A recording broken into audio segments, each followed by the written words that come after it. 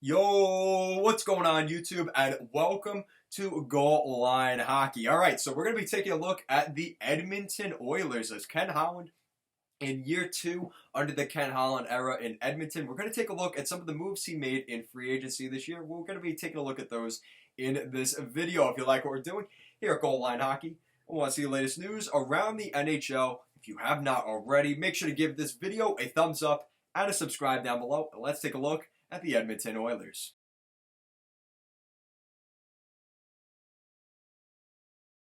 Alright, so before we get too far into this video, just want to give a quick plug to our Instagram and Twitter handles at goalline_hockey. Links will be in the description down below, as well as throughout this video.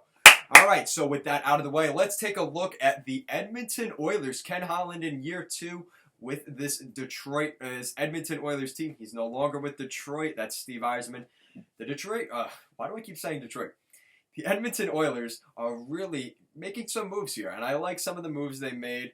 One move, though, I think a lot of people, including myself, are a little bit skeptical. We'll be taking a look at that in this video. All right, so let's start things off with that skepticism, as we like a little bit of controversy here at Goal Line Hockey because it makes the NHL a little bit more interesting. So we're going to take a look at in between the pipes as the Edmonton Oilers re-sign 38-year-old goaltender Mike Smith to a one-year, $1.5 million contract. He had a .902 save percentage last season, almost a 3 goals against average last season at a 2.95. Mike Smith struggled last year with the Edmonton Oilers. There's no doubt about that. And he struggled in the play-in round against the Chicago Blackhawks. It just seemed like he would be packing up his bags. He would be getting his visa, maybe going back to the States or elsewhere. He was not going to be in Edmonton. It just seemed like that was not going to even be a consideration. So then they were in the market for Jacob Markstrom, who, if you look at, I made a video yesterday looking at Jacob Markstrom going to the Calgary Flames. It was Calgary, Vancouver, and Edmonton that were the final three. Jacob Markstrom was kind of dancing around all three of those teams, just looking to see where he could get the most money, the best fit, and all of that. So once Edmonton lost the bid on Jacob Markstrom, all of a sudden Braden Holtby gets scooped up by the Vancouver Canucks, and now Edmonton doesn't have their solution. So, well, let's just re-sign Mike Smith. That's a good move. Yeah, until you look at the Edmonton Oilers Twitter after with all the Oiler fans screaming, please, why? Why did you do this? Why did you bring back Mike Smith? The back of his neck was getting burnt from the goal light because of how bad he played in that play-in round against the Chicago Blackhawks. Why would you do this? Well, they did it. So, I mean, if you look at the other options, maybe they could have got Thomas Greiss, who would have been a good option.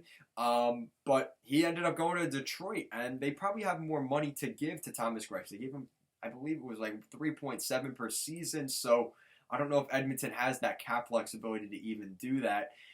Because you have Mikko Koskinen at $4.5 million. So that was the parting gift by Peter Chiarelli, if you don't remember, signing him to that 4-year contract. That was really nice of Peter Chiarelli to do the Oilers.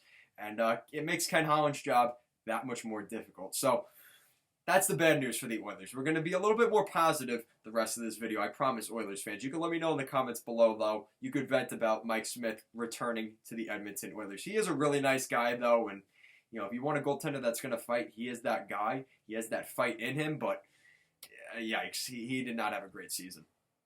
But we're going to take a look at some local guys here, as they're both from BC, British Columbia of Canada. We're going to be looking at the 31-year-old center, Kyle Turris. Kyle Turris signed a 2-year, $3.3 million contract. He had 31 points in 62 games last season. With the Nashville Predators. He was bought out by the Predators at the end of this season. He was not playing as well up to that $5.5 or $6 million contract, so it was inevitable that would get bought out. But he has played very well. I think he could play well under the Edmonton Oilers. I mean, you look at the center depth they already have. They have Ryan Nugent-Hopkins, Leon Draisaitl, Connor McDavid, Kyle Turris now. I mean, that's a pretty solid group. I could see him being a Swiss Army knife that could jump anywhere in those top 3 lines for the Oilers at any given point.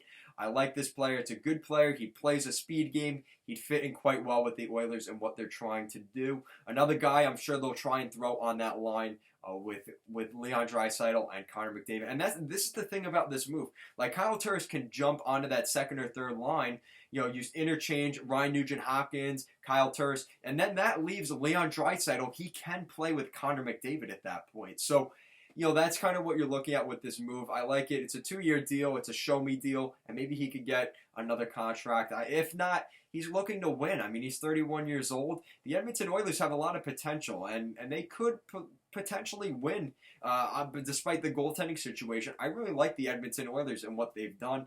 And with the back end, we're going to be taking a look at that here as we segue over to them signing another BC native from Victoria of British Columbia, Tyson Barrie, the 29-year-old right shot defenseman, signed a 1-year, $3.75 million contract. He had 39 points in 70 games with the Toronto Maple Leafs last season, and that was considered a down year for Tyson Barrie. He started the season off really poorly with Mike Babcock, and once they brought in the new coach there in Toronto, it really helped turn around Tyson Barrie's game, but it wasn't enough. And, the issue with Tyson Barrie is he's not known for his he's not known for his defensive abilities as a defenseman.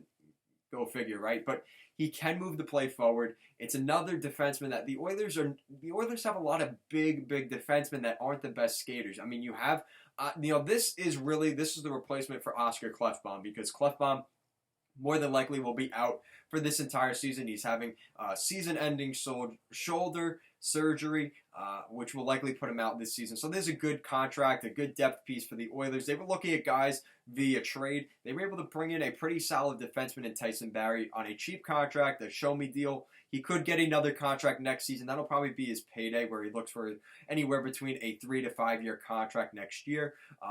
I'm surprised he only got the 1-year contract. He probably could have gotten 2 or 3 somewhere else, but a good fit for him and the Edmonton Oilers. I guess that's really what you're looking at the end of the day. So, let me know in the comment section down below, what do you think of the Edmonton Oilers? They have less than $1 million in cap space, so I would presume they won't be making any more moves, but let me know in the comment section down below. What do you think of the Oilers? What do you think what other moves they could make? And obviously vent about the whole situation with Mike Smith. Let me know in the comment section down below. And if you like what we're doing here at Goal Line Hockey and want to see the latest news around the NHL, make sure to give this video a thumbs up and a subscribe down below. Thank you so much for watching, and have a great day.